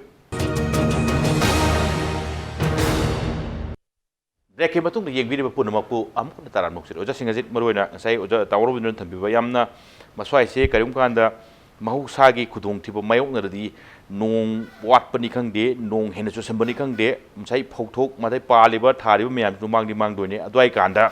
ꯀ꯭ꯔꯣꯞ ꯏꯟꯁꯨꯔꯦꯟꯁꯁꯦ ꯐꯥꯔꯃꯔꯁꯤꯡꯒꯤ ꯀꯔꯤꯒꯤ ꯁꯥꯏꯠꯇꯒꯤ ꯃꯁ꯭ꯋꯥꯏꯁꯦ ꯐꯖꯅ ꯑꯦꯋꯦꯌꯔꯅꯦꯁ ꯐꯖꯅ ꯌꯥꯎꯕꯒꯤ ꯐꯤꯕꯝꯗꯨ ꯑꯣꯏꯕ꯭ꯔꯥ ꯃꯅꯤꯄꯨꯔꯒꯤ ꯆꯥꯡ ꯌꯦꯡꯀꯥꯟꯗ ꯀꯔꯤ ꯊꯝꯕꯤꯅꯤꯡꯉꯤ ꯌꯥꯎꯐꯝ ꯊꯣꯛꯍꯟ ꯊꯝꯕꯤꯅꯤꯡꯕ꯭ꯔꯥ ꯌꯥꯎꯐꯝ ꯊꯣꯛꯄꯁꯦ ꯀꯔꯤꯒꯤ ꯃꯥꯏ ꯄꯥꯛꯇ꯭ꯔꯤꯅꯣ ꯑꯣꯖꯥ ꯌꯥꯎꯗ꯭ꯔꯒꯅ ꯍꯧꯖꯤꯛꯐꯥꯎꯗ ꯀꯌꯥꯝ ꯆꯥꯡ ꯌꯥꯝꯅ ꯌꯥꯎꯕꯖꯥꯠꯅꯣ ꯑꯣꯖꯥ ꯑꯗꯨꯒ ꯃꯔꯨꯑꯣꯏꯅ ꯗꯥꯝꯁꯤꯡ ꯀꯔꯤꯁꯤꯡꯁꯤꯗꯒꯤ ꯏꯔꯤꯒꯦꯁꯟ ꯃꯜꯇꯤꯄꯔꯄꯁ ꯍꯥꯏꯔꯃꯤꯅ ꯑꯗꯨꯋꯥꯏꯗꯣ ꯄꯣꯔꯇꯦꯕꯜ ꯋꯥꯇꯔꯁꯨ ꯄꯤꯕꯤꯔꯣ ꯀꯔꯤꯒꯨꯝꯕ ꯀꯥꯟꯗ ꯑꯦꯂꯦꯛꯇ꯭ꯔꯤꯁꯤꯇꯤꯁꯨ ꯑꯗꯨꯝ ꯃꯗꯨꯋꯥꯏꯗꯣ ꯑꯗꯨꯝ ꯄꯨꯊꯣꯛꯄꯤꯔꯣ ꯑꯗꯨꯒ ꯃꯜꯇꯤꯄꯔꯄꯁ ꯍꯥꯏꯔꯃꯤꯅ ꯂꯧꯁꯤꯁꯨ ꯑꯣꯖꯥ ꯇꯠꯅ ꯊꯥꯅꯕꯗꯤ ꯌꯥꯕ ꯅꯠꯇꯦꯀꯣ ꯑꯣꯖꯥ ꯆꯥꯕꯁꯤ ꯌꯥꯎꯗ꯭ꯔꯗꯤ ꯑꯗꯨꯝ ꯐꯔꯛ ꯂꯣꯏ ꯇꯥꯗꯧꯅꯤꯅ ꯂꯧ ꯑꯁꯤ ꯃꯔꯨꯅꯤ ꯍꯥꯏꯖꯔꯤꯕ ꯑꯗꯨꯅ ꯑꯣꯖꯥ ꯗꯥꯝꯒꯤ ꯏꯁꯤꯡꯁꯤꯡ ꯀꯔꯤꯁꯤꯡ ꯏꯔꯤꯒꯦꯁꯟꯒꯤ ꯃꯇꯥꯡ ꯌꯧꯔꯛꯄ ꯀꯥꯟꯗ ꯂꯧꯒꯤ ꯀꯔꯤꯗ ꯗꯥꯝꯒꯤ ꯏꯁꯤꯡꯁꯤꯡ ꯌꯧꯔꯛꯄꯁꯦ ꯑꯣꯖꯥ ꯀꯗꯥꯏ ꯐꯥꯎꯕ ꯌꯧꯏ ꯑꯣꯖꯥ ꯀꯗꯥꯏ ꯐꯥꯎ ꯀꯣꯚꯔ ꯇꯧꯒꯦ ꯁꯤꯅ ꯑꯣꯖꯥꯅ ꯊꯦꯡꯅꯕꯤꯕꯗ ꯃꯁꯤ ꯁꯦꯡꯅ ꯍꯥꯏꯔꯀꯥꯟꯗ ꯁꯤꯗꯩꯗ ꯍꯧꯖꯤꯛ ꯗꯥꯝꯁꯦ ꯑꯩꯈꯣꯏ ꯊꯧꯕꯥꯜ ꯃꯜꯇꯤꯄꯔꯄꯣꯁ ꯄ꯭ꯔꯣꯖꯦꯛ ꯀꯣ ꯍꯧꯖꯤꯛ ꯅꯧꯅ ꯄ꯭ꯔꯥꯏꯝ ꯃꯤꯅꯤꯁꯇꯔ ꯂꯥꯛꯑꯒ ꯑꯩꯈꯣꯏ ꯁꯪꯒꯥꯈꯤꯕ ꯑꯗꯒꯤ ꯗꯣꯂꯥꯏ ꯊꯥꯕꯤ ꯁꯤꯗꯒꯤ ꯏꯁꯤꯡꯁꯤ ꯃꯌꯥꯝꯅ ꯑꯗꯨꯝ ꯍꯟꯗꯛꯁꯤꯗ ꯑꯗꯨꯝ ꯎꯕꯤꯔꯝꯒꯅꯤ ꯀꯔꯝꯕ ꯃꯐꯝꯗ ꯀꯦꯅꯦꯟ ꯁꯦꯝꯕ ꯂꯣꯏꯗ꯭ꯔꯤꯉꯩꯗ ꯗꯥꯝ ꯁꯪꯒꯥꯔꯤꯕꯅꯦꯕ ꯂꯧꯗꯣꯔꯤꯗꯤ ꯀꯦꯅꯦꯟꯗꯨꯅ ꯁꯦꯡꯅꯔꯀꯥꯟꯗ ꯀꯦꯅꯦꯟꯗꯨꯅ ꯐꯤꯜꯗ ꯌꯧꯕꯗꯨꯅꯦꯕ ꯄ꯭ꯔꯖꯥꯅ ꯂꯧꯃꯤꯅ ꯄꯥꯝꯃꯤꯗꯤ ꯀꯦꯅꯦꯟꯗꯨꯗꯒꯤ ꯇꯧꯔꯒ ꯐꯤꯜꯗ ꯏꯁꯤꯡꯗꯨ ꯌꯧꯍꯟꯕꯗꯨꯅꯦꯕ ꯉꯁꯤ ꯊꯧꯕꯥꯜ ꯃꯜꯇꯤꯄꯔꯄꯣꯁ ꯄ꯭ꯔꯣꯖꯦꯛꯅ ꯗꯣꯂꯥꯏ ꯊꯥꯕꯤꯅ ꯀꯔꯝꯕ ꯃꯐꯝꯗ ꯐꯤꯜꯗ ꯌꯧꯔꯒꯦꯁꯦ ꯐꯥꯔꯃꯥꯡꯉꯩꯗꯒꯤ ꯉꯁꯤ ꯃꯁꯤꯃ ꯌꯥꯝꯅ ꯆꯥꯎꯕ ꯁꯪꯒꯥꯗ ꯉꯥꯏꯔꯤꯕꯁꯤꯗꯩꯗ ꯑꯗꯨꯒ ꯃꯃꯥꯡꯗ ꯍꯧꯖꯤꯛ ꯑꯩꯈꯣꯏꯅ ꯈꯨꯒꯥ ꯗꯥꯝ ꯍꯥꯏꯅ ꯑꯩꯈꯣꯏ ꯒꯥꯅꯁꯨ ꯄꯟꯕꯤꯌꯨ ꯈꯨꯒꯥ ꯗꯥꯝꯗꯤ 2010ꯗ ꯃꯇꯝꯗꯨꯒꯤ ꯑꯩꯈꯣꯏꯒꯤ ꯀꯪꯒ꯭ꯔꯦꯁꯀꯤ ꯄ꯭ꯔꯁꯤꯗꯦꯟ ꯁꯣꯅꯤꯌꯥ ꯒꯥꯟꯙꯤꯅ 2010ꯗ ꯁꯪꯒꯥꯕꯤꯈꯤꯕꯅꯦꯕ ꯑꯗꯨꯒꯤ ꯀꯦꯅꯦꯟꯁꯤ ꯁꯣꯝꯗ ꯀꯤꯂꯣꯃꯤꯇꯔ 63 ꯁꯥꯡꯕ ꯍꯧꯖꯤꯛ ꯑꯞꯄꯔ ꯀꯦꯅꯦꯟ ꯀꯨꯝꯕꯤ ꯋꯥꯡꯉꯨ ꯊꯥꯏꯒ ꯌꯧꯒꯗꯧꯔꯤꯕ ꯀꯦꯅꯦꯟꯁꯤ ꯑꯩꯈꯣꯏꯅ ꯆꯠꯂꯒ ꯌꯦꯡꯖꯕ ꯃꯇꯝꯗ ꯄꯨꯔꯥ ꯐꯦꯟꯅꯦꯕ ꯀꯔꯤꯝꯇ ꯍꯧꯖꯤꯛ ꯐꯥꯎꯕꯗ ꯀꯩꯅꯣ ꯇꯧꯖꯥꯠ ꯅꯠꯇꯦ ꯗꯥꯝ ꯂꯣꯏꯔꯦ ꯊꯤꯀꯥꯒꯤ ꯄꯩꯁꯥ ꯗꯥꯝ ꯁꯥꯔꯤꯕꯗꯨꯒꯤ ꯊꯤꯀꯥꯒꯤ ꯄꯩꯁꯥ ꯂꯣꯏꯔꯀꯥꯟꯗꯨꯗꯩꯗ ꯑꯗꯨꯝ ꯂꯧꯃꯤꯒꯤ ꯐꯤꯜꯗꯗꯤ ꯏꯁꯤꯡꯗꯨ ꯌꯧꯗ꯭ꯔꯦ ꯀꯥꯟꯅꯕ ꯐꯪꯗ꯭ꯔꯦ ꯍꯧꯖꯤꯛ ꯏꯝꯐꯥꯜ ꯕꯦꯔꯦꯖꯀꯤ ꯑꯩꯒꯤꯗꯤ ꯅꯪꯅ ꯑꯗꯨꯝ ꯂꯩꯕꯅꯤ ꯏꯝꯐꯥꯜ ꯕꯦꯔꯦꯖꯁꯤ ꯍꯧꯖꯤꯛ ꯌꯦꯡꯁꯦꯕ ꯑꯁꯨꯛ ꯌꯥꯝ ꯀꯨꯏꯅ ꯏꯝꯐꯥꯜ ꯕꯦꯔꯦꯖꯅ ꯑꯩꯒꯥꯅꯁꯨ ꯄꯟꯒꯅ ꯑꯍꯥꯟꯕ ꯁꯥꯕ ꯃꯇꯝꯗ ꯃꯌꯥꯏ ꯂꯝꯕꯤꯁꯤ ꯗꯕꯜ ꯀ꯭ꯔꯣꯞꯄꯤꯡ ꯇꯧꯗꯨꯅ ꯐꯖꯅ ꯇꯧꯔꯝꯃꯦꯕ ꯑꯗꯨꯒꯤ ꯇꯥꯃꯣ ꯔꯣꯕꯤꯟꯗ꯭ꯔꯣ ꯊꯦꯡꯅꯕꯒꯤ ꯋꯥꯔꯤ ꯂꯩꯈ꯭ꯔꯦ ꯑꯗꯨꯏꯗ ꯗꯥꯝꯁꯤ ꯁꯥꯔꯒ ꯗꯕꯜ ꯀ꯭ꯔꯣꯞꯄꯤꯡ ꯇꯧꯗꯨꯅ ꯇꯧꯔꯝꯕꯗꯨ ꯑꯗꯨꯒꯤ ꯃꯇꯨꯡꯁꯤꯗꯩꯗ ꯍꯧꯖꯤꯛ ꯂꯥꯛꯏꯕ ꯄꯣꯠꯇꯤ ꯍꯧꯖꯤꯛ ꯐꯣꯡ ꯁꯥꯅ ꯍꯧꯖꯤꯛ ꯇꯧꯔꯤꯕꯁꯤꯗ ꯏꯝꯐꯥꯜ ꯕꯦꯔꯦꯖ ꯗꯥꯝ ꯊꯤꯡꯕ ꯌꯥꯗꯦꯕ ꯀꯔꯤ ꯗꯥꯝ ꯊꯤꯡꯕ ꯌꯥꯗꯦ ꯗꯥꯝꯗꯤ ꯊꯤꯡꯉꯒꯁꯨ ꯃꯗꯨꯗꯩꯗ ꯍꯣꯔꯤꯕ ꯀꯩꯅꯣꯁꯤꯡꯗꯣ ꯁꯇꯔꯗꯨꯗꯒꯤ ꯇꯧꯔꯒ ꯍꯣꯔꯒ ꯆꯠꯈꯤꯕ ꯏꯁꯤꯡꯗꯨꯅ ꯗꯥꯝꯁꯤ ꯃꯄꯨꯡ ꯐꯥꯅ ꯊꯤꯡꯕ ꯁꯨꯡꯉꯝ ꯉꯝꯗꯦꯕ ꯑꯗꯨꯅ ꯑꯞꯄꯔ ꯁꯥꯏꯗꯇ ꯂꯩꯔꯤꯕ ꯗꯥꯝꯗꯨꯅ ꯏꯁꯤꯡ ꯊꯤꯡꯒꯠꯂꯒ ꯐꯪꯒꯗꯧꯔꯤꯕ ꯑꯞꯄꯔ ꯁꯥꯏꯗꯇ ꯂꯩꯔꯤꯕꯗꯨꯗ ꯒ꯭ꯔꯦꯚꯤꯇꯤ ꯀꯩꯅꯣ ꯍꯥꯏꯇꯥꯔꯦꯀꯣ ꯁꯦꯡꯅ ꯍꯥꯏ ꯀꯥꯟꯁꯤꯗꯩꯗ ꯄꯝ ꯅꯨꯡ ꯁꯤꯖꯤꯟꯅꯗ꯭ꯔꯁꯨ ꯎꯄꯨꯅ ꯑꯩꯈꯣꯏꯒꯤ ꯄꯥꯜꯂꯤꯕꯁꯦ ꯄꯥꯟꯖꯔꯒ ꯂꯩꯌꯦꯕ ꯁꯤꯗꯩꯗꯩꯗ ꯗꯥꯝꯁꯤꯒꯤ ꯂꯦꯚꯦꯜꯗꯨ ꯃꯥꯒꯤ ꯃꯤꯅꯤꯃꯝ ꯂꯦꯚꯦꯜꯗꯨ ꯌꯧꯕ ꯃꯇꯝꯗ ꯎꯄꯨꯁꯤꯗ ꯆꯪꯖꯔꯒ ꯏꯁꯤꯡꯁꯤꯅ ꯑꯗꯨꯝ ꯎꯄꯨꯗꯨꯗ ꯄꯤꯖꯔꯒ ꯏꯁꯤꯡ ꯄꯤꯖꯕꯅꯦꯕ ꯑꯗꯨꯏꯗꯨ ꯀꯔꯝꯍꯥꯏꯅ ꯇꯧꯒꯦ ꯃꯇꯝꯗ ꯍꯧꯖꯤꯛ ꯗꯥꯝꯗꯨꯅ ꯒꯤ ꯁꯇꯔꯗꯨꯅ ꯊꯤꯡꯉꯒꯁꯨ ꯌꯨꯔꯒ ꯂꯣꯏ ꯆꯠꯂꯕꯅꯤꯅ ꯂꯦꯚꯦꯜ ꯌꯧꯐꯝ ꯊꯣꯛꯄꯗꯨ ꯌꯧ ꯉꯝꯗ꯭ꯔꯦ ꯉꯝꯗ꯭ꯔꯕꯅꯤꯅ ꯎꯄꯨꯗꯨꯗ ꯄꯥꯏꯁꯜꯂꯛꯇ꯭ꯔꯦ ꯏꯁꯤꯡ ꯆꯪꯗ꯭ꯔꯦ ꯁꯤ ꯀꯅꯥꯒꯤ ꯑꯁꯣꯏꯕꯅꯣ ꯁꯤ ꯀꯔꯤꯒꯤꯅꯣꯗꯤ ꯄꯥꯏꯔꯤꯕ ꯕꯤꯚꯥꯒ ꯅꯠꯇ꯭ꯔꯒ ꯂꯩꯔꯤꯕ ꯁꯔꯀꯥꯔꯁꯤꯒꯤ ꯑꯗꯨꯒꯨꯝꯕ ꯗꯤꯄꯥꯔꯠꯃꯦꯟ ꯅꯠꯇ꯭ꯔꯒ ꯑꯗꯨꯕꯨ ꯄꯥꯏꯕꯤꯔꯤꯕ ꯃꯟꯇ꯭ꯔꯤꯁꯨ ꯃꯇꯝ ꯆꯥꯅ ꯁꯦꯝꯖꯤꯟꯕꯤꯗꯕꯗꯒꯤ ꯍꯧꯖꯤꯛ ꯍꯥꯏꯔꯤꯕ ꯄꯣꯠꯇꯨ ꯂꯥꯛꯑꯀꯥꯟꯗꯨꯗ ꯊꯣꯛꯑꯕ ꯑꯗꯨ ꯁꯨꯝ ꯂꯩꯈꯤꯕꯗꯨꯅ ꯃꯇꯝꯗꯨ ꯑꯣꯏꯔꯀꯥꯟꯗ ꯑꯗꯨꯗ ꯗꯥꯝ ꯀꯔꯝꯍꯥꯏꯅ ꯇꯧꯔ ꯀꯝ ꯇꯧꯔꯤ ꯂꯧꯃꯤ ꯃꯌꯥꯝꯅ ꯏꯁꯤꯡ ꯄ꯭ꯔꯣꯕ꯭ꯂꯦꯝꯁꯤ ꯂꯥꯛꯑꯀꯥꯟꯗ ꯑꯗꯨꯗ ꯌꯦꯡꯉꯨꯗꯦ ꯍꯧꯖꯤꯛꯇꯗꯤ ꯀꯔꯝꯍꯥꯏꯅ ꯁꯦꯝꯒꯗꯣꯏꯅꯣ ꯁꯔꯀꯥꯔꯗꯣ ꯋꯥꯔꯤ ꯍꯧꯖꯤꯛ ꯃꯇꯝꯁꯤꯗꯩꯗ ꯑꯗꯨꯅ ꯍꯥꯟꯅ ꯃꯥꯡꯖꯧꯅꯅ ꯁꯤꯒꯨꯝꯕꯒꯤ ꯄꯣꯂꯤꯁꯤ ꯄ꯭ꯔꯣꯒ꯭ꯔꯥꯝ ꯇꯨꯡꯗ ꯂꯥꯛꯀꯗꯧꯕ ꯄꯣꯠꯁꯤ ꯎꯕꯗ ꯁꯦꯡꯅ ꯍꯥꯏꯔꯀꯥꯟꯗ ꯋꯥꯠꯄꯒꯤ ꯃꯃꯤ ꯑꯃ ꯏꯇꯥ ꯇꯥꯏꯌꯦꯕ ꯑꯗꯨꯅꯅꯦꯕ ꯑꯗꯒꯤ ꯇꯁꯦꯡꯅ ꯇꯧꯔꯤꯕꯁꯤꯗꯩꯁꯦ ꯑꯩꯈꯣꯏꯒꯤꯗ ꯃꯅꯤꯄꯨꯔꯁꯤꯗꯩꯗ ꯑꯦꯒ꯭ꯔꯤꯀꯜꯆꯔ ꯄꯣꯂꯤꯁꯤ ꯑꯗꯒꯤ ꯂꯣꯏꯅꯅ ꯋꯥꯇꯔ ꯄꯣꯂꯤꯁꯤ ꯂꯩꯇꯦꯕ ꯍꯧꯖꯤꯛ ꯐꯥꯎꯕꯗ ꯁꯝꯅ ꯍꯥꯏꯔꯀꯥꯟꯗ ꯍꯧꯖꯤꯛ ꯃꯌꯥꯝꯅꯁꯨ ꯂꯥꯛꯅꯔꯤ ꯑꯣꯜ ꯏꯟꯗꯤꯌꯥꯒꯤ ꯑꯣꯏꯅꯁꯨ तसेंग हाइतारदि 40% जी इंडिया की वनेजु अखोइगी रेनफिट कनो तौबनेबो ओनली अखोइगी इरिगेशन फंगिबे इंडिया मफन ओनली 40% खक्तनेबो इरिगेशन की फजन पीरगा इंडिया लो उरिसे 60% the rain water the depend तौबनेबो अदुबु मणिपुर ददी सेंग हार कान सितैदा डिपेंड तौबम त लेते डिपेंड तौबम सी मथक्तै नोंग सिदा गाइरे मथक्सिदा गाइरे अदुगा फार्मागी दंता मदुना लो सिंगमने पीदोबे दाम प्रोजेक्ट मयाम सारिङै सि मसिगी कानम बमस्ति फार्मागी पिनदे इसिंग मसिल लो तादरे हुजि लोकताक लेबे इरिगेशन यंबिउ मयाम अदुम तौनरि जिनि इलेक्ट्रिसिटी की ngसाजु पनबिगे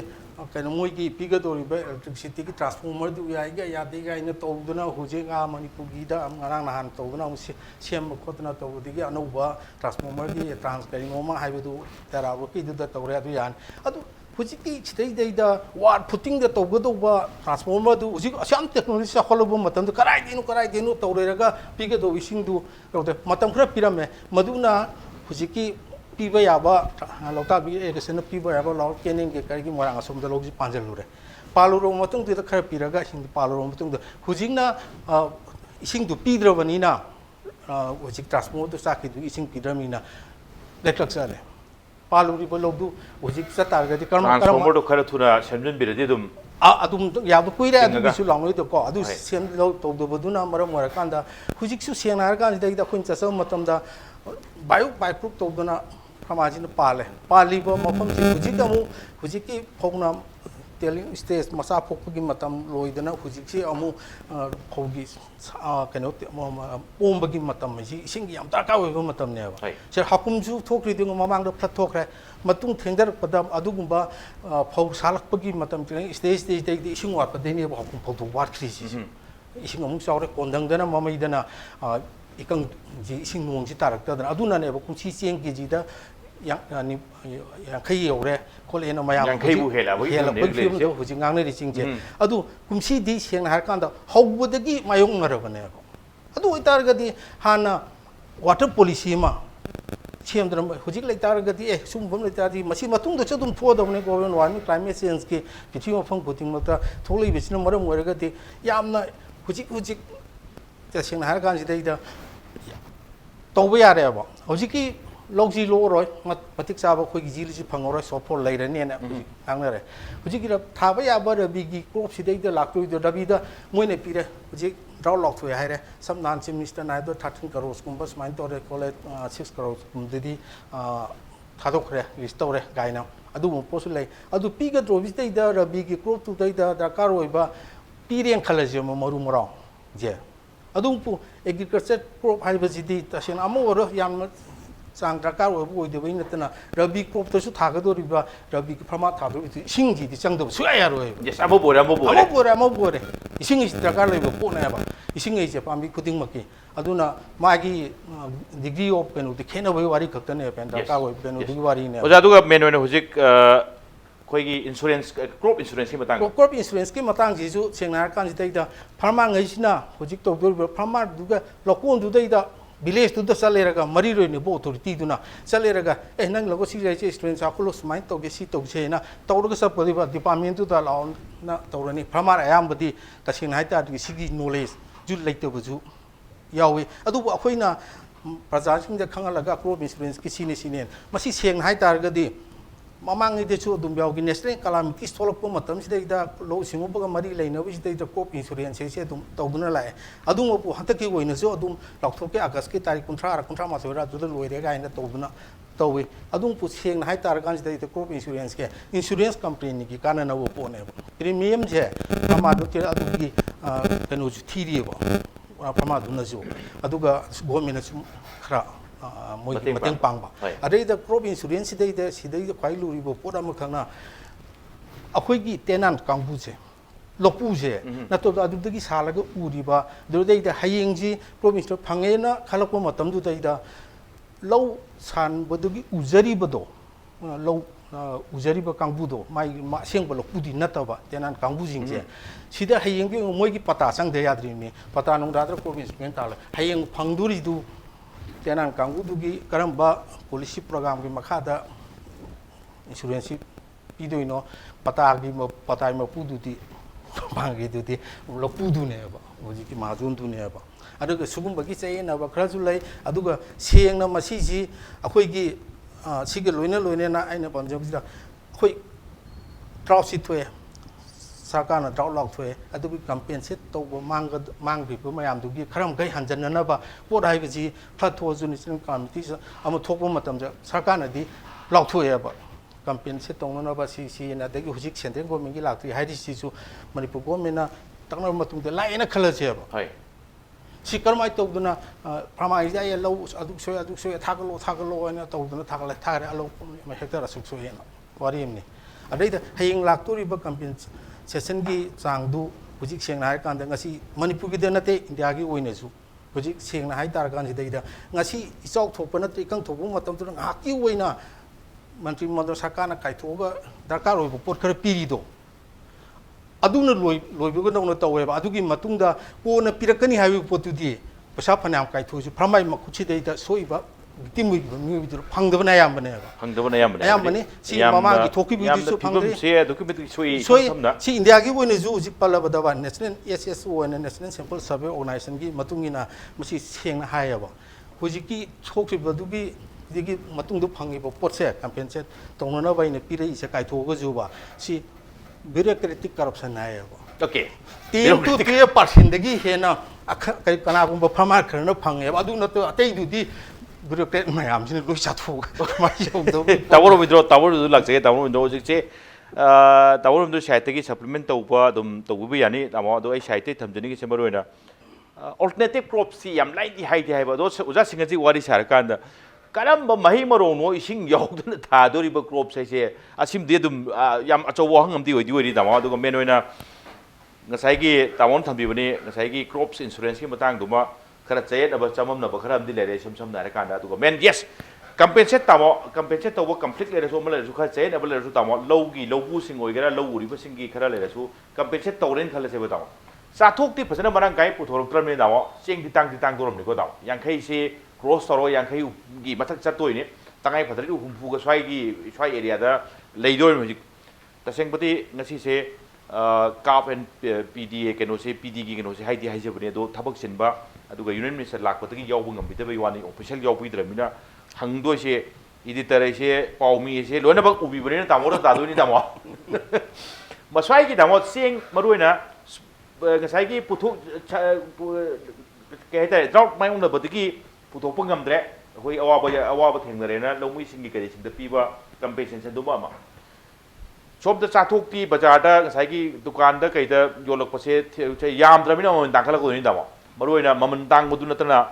ꯄꯣꯠꯇꯣ ꯂꯩꯔꯣꯏꯗꯣꯏꯅꯤ ꯍꯥꯏꯖꯦꯕ ꯁꯤꯒꯤ ꯄꯣꯠꯁꯦ ꯇꯥꯃꯣ ꯇꯥꯃꯣꯅ ꯁꯨꯝ ꯊꯦꯡꯅꯕꯤꯔꯛꯄꯗ ꯃꯄꯥꯟꯗꯩ ꯀꯩꯗꯒꯤ ꯍꯦꯟꯅ ꯂꯩꯁꯟꯕ ꯈꯣꯠꯆꯟꯕ ꯂꯩꯁꯟꯕꯩ ꯀꯔꯤꯒꯤ ꯃꯇꯥꯡ ꯂꯥꯛꯑꯀꯥꯟꯗꯗꯤ ꯍ꯭ꯌꯨꯖ ꯑꯦꯃꯥꯎꯟꯠ ꯑꯣꯐ ꯀꯩꯅꯣꯝꯗꯤ ꯑꯗꯨꯝ ꯆꯪꯗꯣꯏꯅꯤ ꯇꯥꯃꯣ ꯑꯗꯨꯋꯥꯏꯗꯨꯅꯤ ꯇꯥꯃꯣ ꯉꯁꯥꯏ ꯊꯝꯖꯕ ꯁ꯭ꯇꯦꯠ ꯈꯛꯇꯅ ꯉꯝꯖꯥꯠꯂ ꯃꯁꯤꯒꯤ ꯀꯩꯅꯣꯁꯦ ꯑꯦꯐꯣꯔꯠ ꯇꯧꯕ ꯁꯦꯟꯇꯔꯒꯤ ꯀꯔꯤꯒꯤ ꯑꯦꯁꯤꯁꯇꯦꯟ ꯃꯊꯧ ꯇꯥꯕꯖꯥꯠꯂ ꯇꯥꯃꯣ ꯀꯃꯥꯏꯅ ꯊꯝꯕꯤꯅꯤꯡꯉꯤ ꯇꯥꯃꯣ ꯆꯦꯡꯁꯤ ꯇꯥꯡꯕ ꯍꯥꯏꯕ ꯑꯃ ꯐꯪꯗꯕ ꯍꯥꯏꯕ ꯑꯃ ꯑꯗꯨꯕꯨ ꯂꯣꯀꯦꯜꯒꯤ ꯆꯦꯡꯗꯤ ꯐꯪꯕꯗ ꯈꯔ ꯋꯥꯔꯦ ꯁꯤꯃꯗꯤ ꯌꯥꯝ ꯁꯦꯡꯉꯦ ꯃꯃꯜ ꯇꯥꯡꯕꯗ ꯅꯠꯇꯅ ꯐꯪꯕ ꯋꯥꯔꯦ ꯃꯁꯤ ꯉꯁꯥꯏꯁꯨ ꯑꯩꯈꯣꯏꯒꯤ ꯑꯣꯖꯥꯅ ꯍꯥꯏꯕꯤꯔꯦ ꯃꯃꯥꯡꯒꯤ ꯆꯍꯤꯗ ꯉꯁꯥꯏꯒꯤ ꯅꯣꯡ ꯌꯥꯝꯅ ꯇꯥꯃꯟꯕ ꯅꯠꯇꯦ ꯇꯥꯍꯟꯅꯤꯡꯕ ꯇꯥꯗꯕ ꯌꯥꯗꯕ ꯁꯦꯞꯇꯦꯝꯕꯔ ꯊꯥꯗꯣ ꯂꯧ ꯁꯥꯠꯂꯝꯗꯥꯏꯒꯤ yes ꯃꯗꯨ ꯁꯦꯞꯇꯦꯝꯕꯔꯁꯤ ꯄꯨꯡꯅꯥꯡ ꯆꯠꯈꯤꯕꯅꯦꯕ ꯃꯃꯥꯡ ꯆꯍꯤꯁꯦ ꯃꯗꯨꯅ ꯀꯩꯅꯣ ꯐꯧꯋꯥꯝ ꯁꯥꯠꯇꯅ 25%ꯁꯤ ꯃꯥꯡꯉꯤ ꯌꯤꯜꯁꯦ 25% ꯍꯟꯊꯈꯤꯕꯅꯦ ꯑꯗꯣ ꯍꯟꯗꯛꯀꯤ ꯁꯤ ꯑꯣꯏꯅꯗꯤ ꯍꯧꯖꯤꯛ ꯁꯦꯞꯇꯦꯝꯕꯔ ꯊꯥꯁꯦ ꯑꯥꯒꯁꯁꯨ ꯈꯔ ꯑꯗꯨꯝ ꯇꯥꯕ ꯃꯥꯜꯂꯤ ꯖꯨꯂꯥꯏꯒꯤ ꯑꯔꯣꯏꯕ ꯁꯔꯨꯛ ꯑꯗꯨꯋꯥꯏꯗꯗꯤ ꯅꯣꯡ ꯈꯔ ꯀꯩꯅꯣ ꯑꯩꯈꯣꯏꯒꯤ ꯀꯥꯡꯗꯨꯁꯨ ꯈꯔ ꯇꯥꯕ ꯍꯧꯔꯛꯏꯁꯦ ꯑꯗꯣ ꯉꯔꯥꯡ ꯅꯍꯥꯟꯗꯤ ꯅꯣꯡ ꯅꯨꯡꯗꯥꯡ ꯑꯃꯗꯤ ꯍꯦꯛꯇ ꯖꯝ ꯇꯥꯕ ꯑꯃꯁꯨ ꯍꯟꯗꯛ ꯆꯍꯤ ꯃꯗꯨꯅ ꯑꯍꯥꯟꯕꯕꯨ ꯑꯣꯏꯔꯝꯒꯗ꯭ꯔꯥ ꯍꯥꯏꯅ ꯈꯜꯂꯤ ꯑꯩꯅ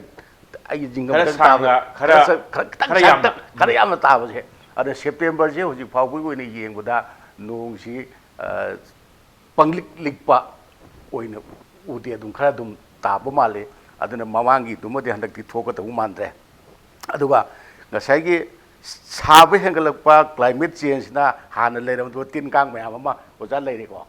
ꯂꯥꯛꯄ ꯑꯗꯩ ꯍꯟꯗꯛꯇꯁꯨ ꯀꯩꯅꯣ ꯑꯃ ꯆꯨꯖꯥꯛꯇ ꯇꯥꯕ ꯑꯃꯦꯔꯤꯀꯥꯗ ꯇꯥꯕ ꯑꯥꯔꯃꯤ ꯐꯣꯜ ꯋꯥꯝꯗꯣ ꯑꯥꯔꯃꯤ ꯐꯣꯜ ꯋꯥꯝ ꯑꯅ ꯇꯧꯕ ꯈꯣꯠꯄ ꯑꯗꯨꯒꯤ ꯃꯌꯥꯝ ꯑꯃ ꯂꯩꯔꯦ ꯑꯗꯨ ꯂꯣꯏꯅꯃꯛ ꯄꯨꯟꯅ ꯌꯦꯡꯉꯨꯀꯥꯟꯗ ꯃꯃꯥꯡꯗ ꯂꯧ ꯄꯥꯟꯕ ꯉꯝꯈꯤꯗꯕ ꯃꯌꯥꯝ ꯑꯃ ꯌꯥꯎꯔꯕꯅꯦ ꯃꯗꯨ ꯉꯁꯥꯏꯒꯤ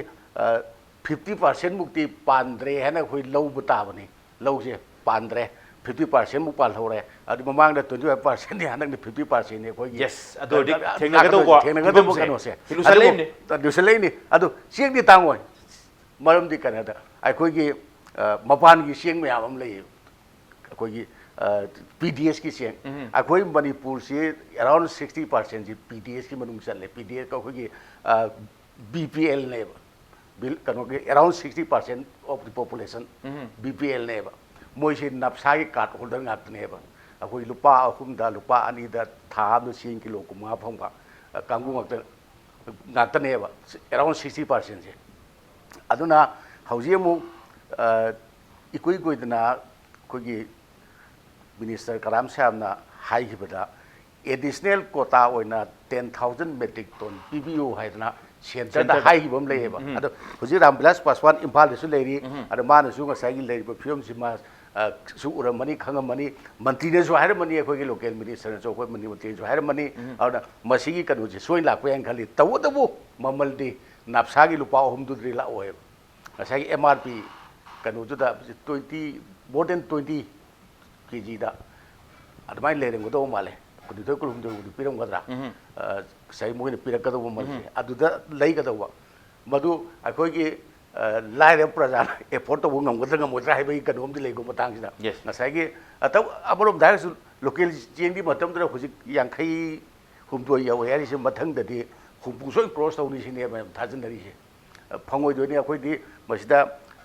ꯆꯠꯅꯕꯤꯒꯤ ꯃꯇꯨꯡ ꯏꯟꯅ ꯍꯥꯏꯒꯗ꯭ꯔꯥ ꯙꯔꯃꯒꯤ ꯍꯥꯏꯒꯗ꯭ꯔꯥ ꯑꯩꯈꯣꯏꯒꯤ ꯔꯤꯂꯤꯖꯤꯌꯁ ꯐꯪꯁꯟ ꯃꯌꯥꯝ ꯑꯃ ꯃꯩꯇꯩ ꯆꯦꯡ ꯌꯥꯎꯗꯕ ꯌꯥꯗꯕ ꯃꯩꯇꯩ ꯆꯦꯡ ꯌꯥꯎꯗ ꯌꯥꯗꯕ ꯃꯌꯥꯝꯁꯨ ꯂꯩꯔꯤꯕꯅꯤ ꯃꯗꯨꯗ ꯇꯔꯄꯣꯟ ꯃꯅꯨꯡꯗ ꯎꯁꯣꯞ ꯀꯠꯄꯗ ꯌꯨꯝꯊꯣꯡ ꯈꯨꯗꯤꯡꯒꯤꯕꯨ ꯀꯠꯅꯩ ꯍꯥꯏꯅ ꯂꯧꯍꯧ ꯌꯥꯕꯅꯤ ꯑꯩ ꯍꯥꯏꯖꯕꯗꯤꯀꯣ ꯉꯁꯥꯏ ꯅꯨꯃꯤꯠ 35ꯅꯤꯁꯤꯗ ꯑꯩꯈꯣꯏꯒꯤ ꯊꯣꯡꯅꯅꯕ ꯄꯨꯖꯥꯔꯤ ꯁꯪꯅ ꯄꯣꯠꯇꯦꯕ ꯂꯩꯅ ꯄꯣꯠꯇꯦꯕ ꯃꯁꯤ ꯎꯁꯣꯞꯀꯤ ꯎꯁꯣꯞ ꯉꯥꯛꯇꯅꯦꯕ ꯃꯩꯁꯦ ꯆꯪꯉꯤꯕꯁꯤ ꯁꯨꯄꯔꯚꯥꯏꯟꯗꯤ ꯇꯧꯗꯅꯗꯦꯗꯅ ꯂꯣꯀꯦꯜ ꯆꯦꯡ ꯉꯥꯛꯇꯅꯤꯗꯅ ꯁꯤꯒꯤ ꯀꯩꯅꯣ ꯑꯃ ꯁꯨ ꯆꯥꯎꯅ ꯃꯗꯨꯒꯤ ꯑꯋꯥꯕ ꯑꯃ ꯃꯊꯪ ꯆꯍꯤꯗ ꯃꯥꯌꯣꯛꯅꯅꯦꯅ ꯑꯩ ꯑꯁꯥ ꯇꯧꯖꯩ ꯑꯗꯒꯤ ꯆꯦꯡ ꯋꯥꯟꯕ ꯃꯃꯥꯡ ꯆꯍꯤꯗ ꯄꯣꯏꯅꯨ ꯊꯥꯗ ꯆꯦꯡ ꯐꯧ ꯋꯥꯟ ꯐꯪꯗꯕꯅꯤ ꯌꯥꯝ ꯋꯥꯅꯩ ꯆꯍꯤ ꯈꯨꯗꯤꯡꯒꯤ ꯐꯧ ꯄꯣꯏꯅꯨꯗ ꯐꯧ ꯋꯥꯟꯁꯜꯂꯒ ꯆꯍꯤ ꯑꯃꯒꯤ ꯆꯥꯖꯕ ꯏꯃꯨꯡ ꯃꯌꯥꯝ ꯂꯩꯌꯦꯕ ꯄꯩꯁꯥꯁꯦ ꯄꯨꯂꯞ ꯇꯨꯡꯁꯤꯟꯖꯔꯕ ꯄꯣꯏꯅꯨ ꯊꯥꯁꯤꯗ ꯈꯔ ꯍꯣꯡꯉꯤꯁꯤꯗ ꯆꯍꯤ ꯑꯃꯒꯤ ꯆꯥꯅꯕ ꯐꯧꯁꯤ ꯋꯥꯟꯁꯤꯜꯂꯒ ꯊꯝꯕ ꯑꯗꯨꯒ ꯀꯥꯏꯔ ꯆꯥꯕ ꯋꯥꯟꯕ ꯐꯪꯗꯕ ꯃꯌꯥꯝ ꯌꯥꯎꯋꯦ ꯃꯃꯥꯡ ꯆꯍꯤꯗ ꯍꯟꯗꯛꯅ ꯑꯃꯨꯛ ꯍꯟꯅ ꯐꯪꯉꯣꯏꯗꯣꯏꯅꯤ ꯑꯗꯩ ꯐꯧ ꯇꯥꯏꯊꯣꯛꯅꯗꯕꯒꯤ ꯆꯥꯡꯗꯣ ꯍꯟꯗꯛꯅꯤ ꯍꯦꯟꯒꯠꯂꯛꯀꯗꯣꯏꯅꯦꯕ ꯂꯧꯃꯤ ꯀꯅꯥꯅ ꯐꯧ ꯇꯥꯏꯗꯣꯏꯅꯣꯕ ꯃꯥꯒꯤ ꯂꯧꯕꯨꯛꯇꯨ ꯀꯔꯤꯝꯇ ꯗ꯭ꯔꯥꯎꯠꯅ ꯁꯣꯛꯇꯗꯅ ꯐꯧꯗꯣ ꯑꯗꯨꯝ ꯍꯥꯟꯅꯒꯤ ꯌꯤꯜꯗꯨ ꯐꯪꯉꯦꯅ ꯈꯜꯂꯁꯤꯅꯦ ꯑꯗꯨꯁꯨ ꯄꯣꯏꯅꯨ ꯇꯥꯏꯔꯛꯑꯣꯏꯕ ꯑꯦꯁ ꯃꯁꯤꯗꯤ ꯐꯧ ꯊꯣꯛꯇꯅ ꯃꯊꯪ ꯊꯥ 2 ꯂꯩꯔꯒ ꯇꯥꯏꯔꯗꯤ ꯃꯃꯜ ꯀꯥꯈꯠꯂꯛꯀꯅꯤ ꯑꯗꯨꯅ ꯍꯦꯟꯒꯠꯂꯛꯀꯗꯣꯏꯅꯦꯕ ꯑꯗ ꯃꯁꯤ ꯑꯔꯨꯕ ꯐꯤꯕꯝ ꯑꯃꯅꯤ ꯃꯥꯌꯣꯛꯅꯒꯗꯧꯔꯤꯕꯁꯤ ꯃꯁꯤ ꯈꯪꯅ ꯒꯃꯦꯟꯅ ꯍꯧꯖꯤꯛꯇꯒꯤ ꯊꯧꯔꯥꯡ ꯇꯧꯕ ꯑꯃ ꯆꯨꯝꯃꯤ ꯃꯔꯛꯁꯤꯗ ꯑꯩꯅ ꯍꯥꯏꯖꯅꯤꯡꯕ ꯑꯃꯈꯛꯇꯅ ꯑꯩꯈꯣꯏꯒꯤ 1989ꯒꯤ ꯗꯁꯥꯗꯣ ꯇꯥꯔꯣꯏ ꯍꯥꯏꯅꯤꯡꯉꯥꯏꯁꯨ ꯂꯩꯄꯣꯠꯇꯦ ꯇꯝꯕ ꯉꯝꯗꯦ ꯍꯧꯖꯤꯛ ꯅꯣꯡ ꯈꯔ ꯇꯥꯏꯁꯤ ꯖꯔ ꯇꯥꯁꯜꯂꯒ ꯍꯌꯦꯡ ꯃꯦꯔꯥ ꯊꯥꯗ ꯏꯁꯤꯡ ꯆꯥꯎꯈꯠꯂꯣ ꯂꯧꯒꯂꯣꯝꯗ ꯐꯧꯒ ꯂꯣꯏ ꯏꯁꯤꯡꯒ ꯊꯨꯝꯀꯠꯂꯛꯇ ꯇꯧꯔ ꯁꯥꯂꯥ ꯃꯨꯁꯥ ꯃꯥꯡꯉꯕꯗꯤ ꯑꯣꯏꯔꯣꯏ ꯍꯥꯏꯅꯤꯡꯉꯥꯏ ꯂꯩꯄꯣꯠꯇꯦ ꯎꯕꯗꯤ ꯉꯝꯗ꯭ꯔꯤ ꯀꯔꯤ ꯑꯣꯏꯔꯛꯄꯣꯏ ꯑꯗꯨꯅ ꯃꯁꯤ ꯑꯃꯔꯣꯝꯗ ꯑꯩꯈꯣꯏꯒꯤ ꯋꯥꯇꯔ ꯔꯤꯁꯣꯔꯁ ꯗꯤꯄꯥꯔꯠꯃꯦꯟ ꯍꯥꯟꯅ IFCD ꯑꯗꯨꯃꯥꯏꯅ ꯍꯥꯏꯈ꯭ꯔꯗꯥꯏ ꯑꯗꯨꯁꯨ ꯀꯔꯤꯒꯨꯝꯕ ꯅꯣꯡꯁꯤ ꯍꯦꯛꯇ ꯖꯝ ꯆꯨꯗꯅ ꯏꯁꯤꯡ ꯏꯆꯥꯎ ꯊꯣꯛꯄ ꯌꯥꯕꯒꯤ ꯇꯥꯟꯖꯥ ꯇꯥꯟꯐꯝ ꯂꯥꯛꯄ ꯇꯥꯔꯒꯗꯤ ꯍꯦꯛꯇ ꯃꯗꯨ ꯉꯝꯃꯤ ꯍꯦꯛ ꯊꯦꯡꯅꯍꯧꯗꯧ ꯃꯥꯌꯣꯛꯅꯍꯧꯗꯧ ꯍꯧꯖꯤꯛꯇꯤ ꯍꯧꯅ ꯃꯣꯏꯁꯦ ꯑꯦꯂꯥꯔꯠꯇ ꯂꯩꯕ ꯑꯃꯁꯨ ꯑꯩ ꯆꯨꯝꯕ꯭ꯔꯥ ꯍꯥꯏꯅ ꯑꯩ ꯈꯜꯂꯤ ꯅꯕꯦꯝꯕꯔ ꯑꯗꯥꯏ ꯐꯥꯎꯗꯦꯕ ꯑꯦꯝꯏꯗꯤꯅ ꯀꯩꯅ ꯍꯥꯏꯔꯛꯇ꯭ꯔꯁꯨ ꯍꯧꯖꯤꯛꯇꯤ ꯑꯦꯂꯥꯔꯠ ꯂꯩꯕꯗꯣ ꯑꯣꯛꯇꯣꯕꯔ ꯅꯕꯦꯝꯕꯔ ꯁ꯭ꯋꯥꯏꯐꯥꯎꯁꯤꯗꯤ ꯍꯦꯛꯇ ꯑꯦꯂꯥꯔꯠꯇ ꯑꯗꯩꯗꯤ ꯅꯣꯡꯗꯤ ꯑꯗꯨꯝ ꯃꯊꯪ ꯁꯨꯝ ꯍꯥꯏꯊꯈ꯭ꯔꯗꯧꯅꯦꯕ ꯑꯣꯛꯇꯣꯕꯔ ꯐꯥꯎꯕꯅꯤ ꯑꯩꯈꯣꯏꯅ ꯅꯣꯡ ꯌꯥꯝ ꯀꯟꯅ ꯇꯥꯏꯌꯦꯅ ꯊꯥꯔꯤ ꯑꯣꯛꯇꯣꯕꯔ ꯐꯥꯎ ꯀꯌꯥ ꯇꯥꯗꯕ ꯁꯦꯞꯇꯦꯝꯕꯔꯗ ꯂꯣꯏꯗꯤ ꯂꯣꯏꯔꯕꯅꯤ ꯑꯗꯣ ꯑꯣꯛꯇꯣꯕꯔꯁꯤ ꯍꯧꯖꯤꯛꯇꯤ ꯇꯝꯉꯝꯗꯤ ꯇꯥꯔꯦ ꯃꯦꯔꯥ ꯊꯥꯗꯤ ꯏꯆꯥꯎ ꯊꯣꯛꯄ ꯊꯦꯡꯅꯩꯌꯦ ꯃꯅꯤꯄꯨꯔꯗ ꯃꯁꯤ ꯄꯪꯗ ꯊꯣꯛꯇꯕ ꯄꯣꯠꯅꯦ ꯃꯦꯔꯥꯗꯤ ꯏꯆꯥꯎ ꯊꯣꯛꯄꯁꯦ ꯑꯗꯩ ꯁꯖꯤꯕꯨꯗꯤ ꯏꯁꯤꯡ ꯏꯆꯥꯎ ꯊꯣꯛꯄꯁꯦ ꯄꯪ ꯊꯣꯛꯇꯕꯅꯦꯕ ꯑꯗꯨ ꯁꯖꯤꯕꯨꯗꯤ ꯆꯩꯔꯥꯎꯉꯩꯗꯤ ꯏꯁꯤꯡ ꯏꯆꯥꯎꯊꯣꯛꯄ ꯑꯗꯨꯝ ꯌꯥꯎꯈ꯭ꯔꯦꯅ ꯃꯍꯧꯁꯥ ꯊꯦꯡꯅꯗꯕ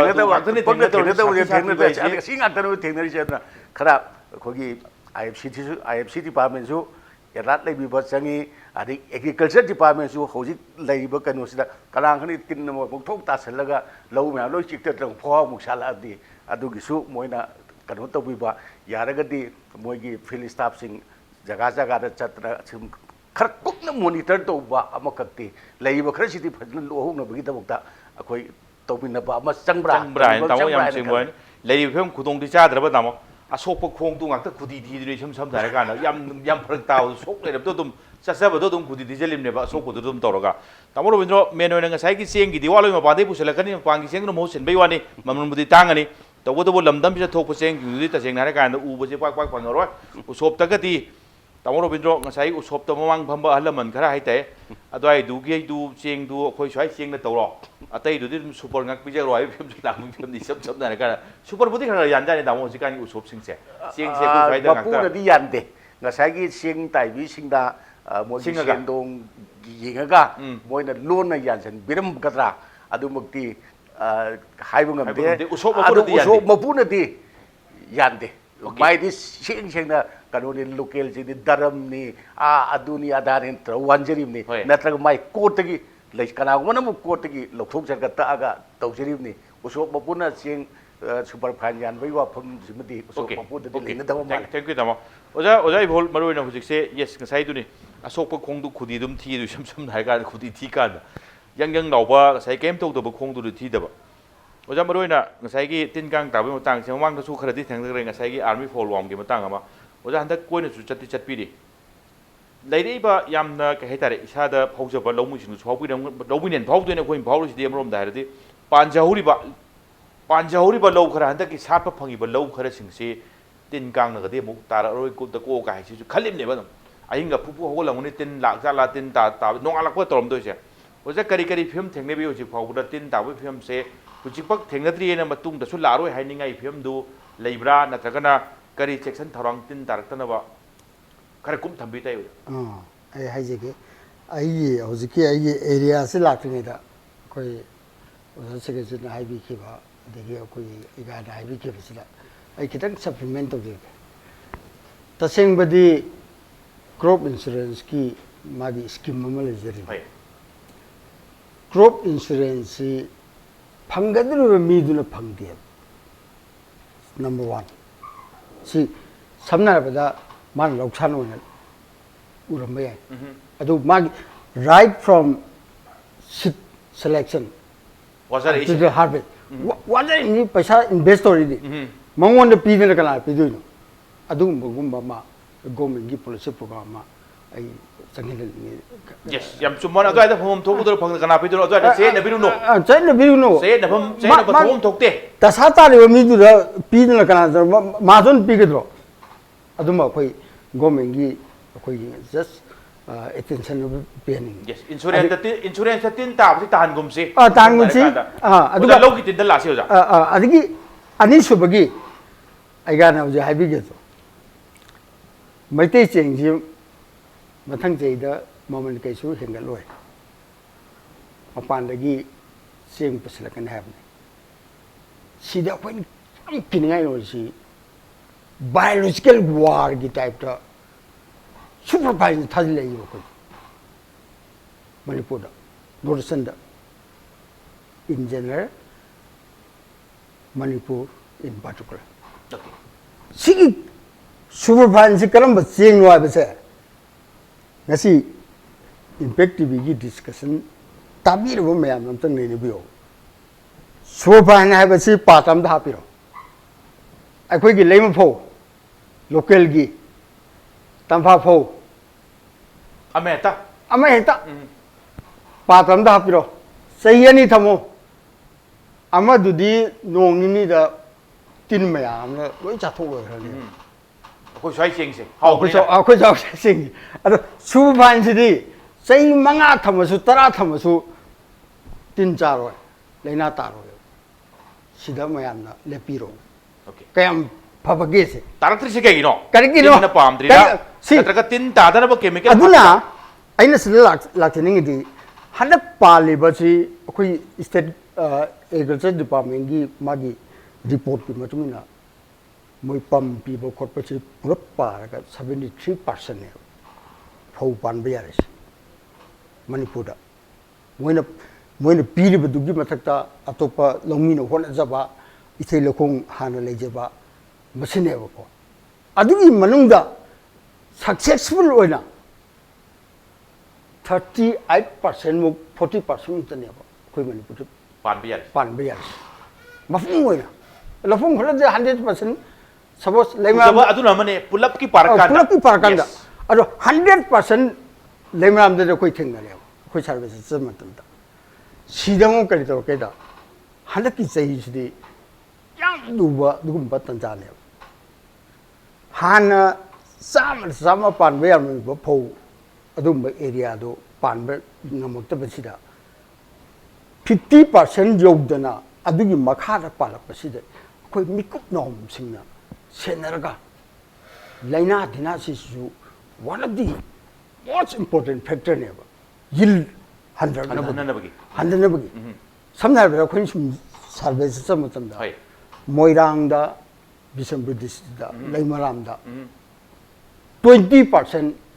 ꯅꯨꯡꯌꯦꯡ ꯇꯤꯟ ꯍꯥꯏꯕꯁꯤꯅ ꯃꯥꯡꯍꯟꯕ ꯍꯧꯔꯦꯕ ꯍꯧꯖꯤꯛꯁꯦ ꯅꯨꯡꯌꯦꯡ ꯇꯤꯟꯅ ꯃꯥꯡꯍꯟꯕ ꯍꯧꯔꯦ ꯕ꯭ꯂꯥꯁ ꯇꯥꯕ ꯍꯧꯔꯦ ꯑꯗꯨꯒꯤ ꯃꯊꯛꯇ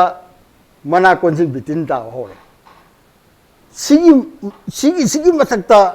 सिगुम्बा अवाबा मा फौदुगी मागी तोआन तोआनबा तांगकसिंगदा तौजगदबा मथौसिंगदा अयेत पीरिबा तिन मखल जिंगसे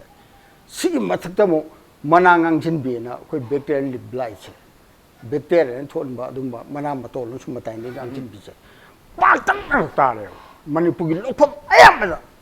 आई एश्योरेंस बिजिसनि आई ngasi impact टिवी ममांगदा डिस्कशन अवर्स बिजिसनि करिगुम्बा लोफम फौगी लोफम अमदा मना मतोल सुमताइदि गांसिलकबा सुंबा लेना बैक्टीरियल लिप ब्लाइट तादबा लोफम द पुथोबदा करामता पुथोपग मोय तादबा लोफम अखोय चेकिनबम चंगे चेकिनबम चंगे मरमदि अखोयना साइगी संबाय अमा थारंबसि लेतंग ओंदोरमे लेतंगसु अदरे खर पोटलेबा हजु अखोयना थारिस संबाय थारंबदगी येंबिरो अदुना थारिबा खरसे अखोयना याम मिकुप नोम सिंगना सेनरगा मागी तारिबा तिंदुगी लेनादुगी मागी लायोंगु खंदुपिरगा अखंगल सिंगी समनायबदा सेंट्रल लेरी ओके अदिगा आइसर लेरी लंफेन पार्क अदिगा डिपार्टमेंट की एग्रीकल्चर डिपार्टमेंट लेरी अदिगा अतोपा एग्रीकल्चर डिपार्टमेंट मखादा अदिगी आइसर की मखादा अदिगी सीओ की मखादा केबी के मयाम लेरी सिगुम मेसनरी मयाम सिना याम तोइना यंगन बिबा फार्मर सिंगसे हजि फौ थारिबा फार्मर सिंगसिगा याम तोइना कंटेक्ट तौबा अदु याम थुना रिपोर्ट पीबा याम थुना रिमेडी पीबा अदुम्बा अखोयगिदी चंगिन बहौरे ओके हौदि हौरब तिन ताबसे हौदि हौरबने अदु याम हेना सोक्सलन गिदनबा लेहौरिबा लेमहौरिबा सिंगसे फजन पाननबगी फियम दुनि समसे याम सेक्शन बमिना सिंगै मतम दुनि हाइबिरिसे हौजिक तुमिन्ना फमदना लेबे आबे मतम मोइद्रे मरोन अदु हनकी आई सिदा सर आई सिदा पदने मोले हनकीसे इसे नोंग तारे नोंग ताबसे तिन ताबगी तिन मखन तासलबगी चांग वंखटपा ताबगी कनोसे सागी मखल जिसु खेने हाना मयाम याम वाना वही ताबी हाबदो इसिंग दे याम हाइने जबो कमगुले इसिंग वालोने मोय लागत्रे मोय अदुम अखोय साफारेको ओके अतोपा नुयेंजे कंगकांदा याम हाइनबा नुयेंजे अखोय फौ मपान सात्रिङेदा माजे मयोन कंबी मयोन दु पुरा कंदोइनी पाबी ओइरो hayeng akhoi na ngasai gi mapan sare mapan sa matung da phawam chalani luere ne oja kari hai bini moda